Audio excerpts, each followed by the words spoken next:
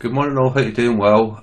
So we are risk on at the big picture still. This is not going to change for some time because they really are trapped. The bears, we've got a lot of bears in the equation. There's 27 versus the one bull. So the bears outweigh the bulls by 27 to 1, which is crazy. And we've got more bears entering as well, which is even more bonkers. So we've got a lot of green on our risk out today. Okay, I've also bring your attention to the New Zealand dollar. The MyFX book are very short Kiwi and they're very long yen. Okay, so that's the risk out. We've got a good score, 84 out of 100, so it's pretty strong.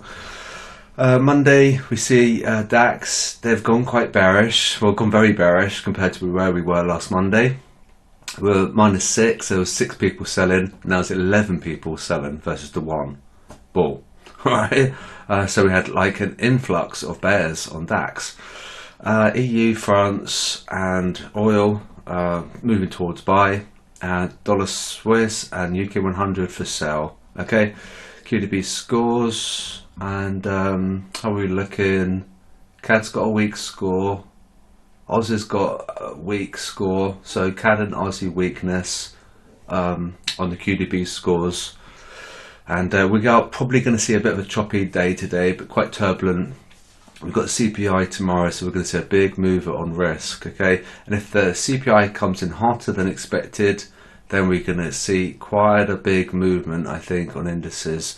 I've changed this around. This used to be a pie chart, it's now a bar chart. Okay, makes things a bit easier to see. We can see that euro, the open interest is great compared to the Swiss franc, for example. But that would be fairly to be expected because a lot of people do trade the euro as opposed to Swiss. But you can see how these are going to depreciate or appreciate pending data releases.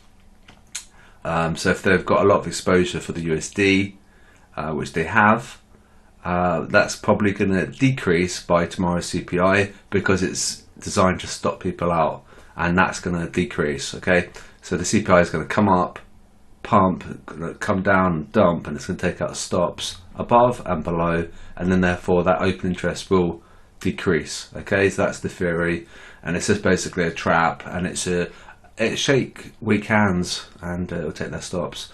Which is quite cruel. New Zealand dollar can fall today because they've gone long. All right, so we've had a little bit of at the big picture. If we come back here, they're short, but they're going less short, as we can see. They're actually starting to go long New Zealand dollar, and they're selling euros. So the euro can do okay, and the New Zealand dollar can fall today. So I need to remember to do this screenshot, which I forgot to do in the bulletin. I'll do that now, and then we can talk about the robot, and we can talk about some psychology about the indices as well. So I can say NZ can fall and euro can do okay today. Okay, so let's talk about the robot. Euro's falling. Now the thing about the euros, Le Pen in France, she wants to pull France out the euro.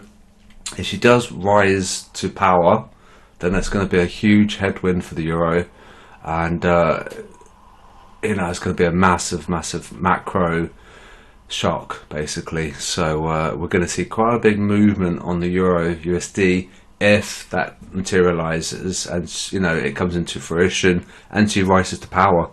And one of her mandates is that she's going to pull the country out of the euro, and they're going to go back to franc.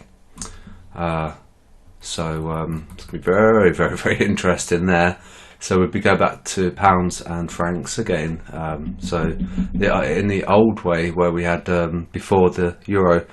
So it might set a precedence for other countries as well. So keep an eye on this. Well, we'll have to draw a new fib now. I'll do this later in Discord.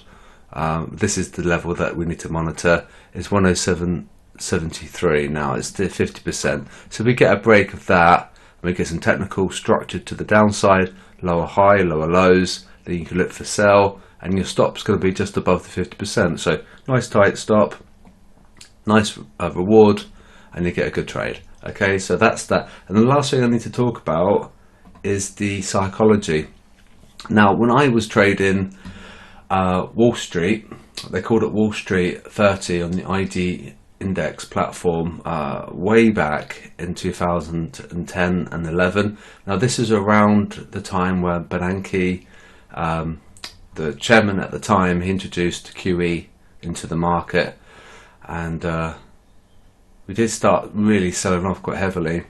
And then they came to the idea about printing money, and we were basically within this 3,000 point range, and I was making quite a bit of money because I was buying and selling it, and I thought, well, this is okay, I can keep doing this. And what happened is that I sold thinking that it would probably come back down, and we never did come back down. And then let's just show you over time. Alright, okay, by here I blew up. Yeah, about here, 14,000 I blew up because I was trading this range, and I exploded, and my account like bust. And it was a large account at the time because at this point in time I had a really good job, and I was making a lot of money. I was working in London as a contractor, and there's a big humongous loss. Now, had I not got out there, look at this, it's absolutely crazy. Okay, this big drop, that's COVID, when we had the machines had to stop. We just went into such a free fall, and even then, even after that fall, I still wouldn't have been out break even like 9 years later, I still wouldn't have got out at break even. Okay, admittedly I could have probably tried a short and break even as it was going higher. That's 9 years of pain and stress.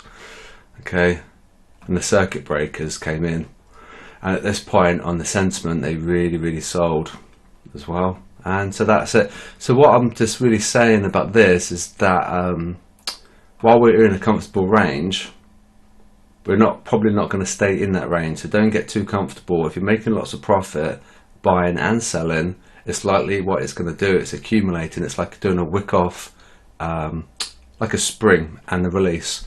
So we're going to be like congested, going back and forth, and then we have this release mechanism there. So just to be careful, because FX, the Euro USD, we can fluctuate, and we'll do this. It's quite nice to trade. With the indices, it's just compression, release, and then in the case of 2020, we had a compression and release, but to the downside. Okay, and there we go. So just be careful with the indices, and do note the risk calc as well, because there's a lot of bears in the equation. So if it does fall, which it might be likely tomorrow, that there's still going to be a ton of bears left, so it would be unusual for them to get paid. Okay, so be careful, and I'll speak to you guys tomorrow.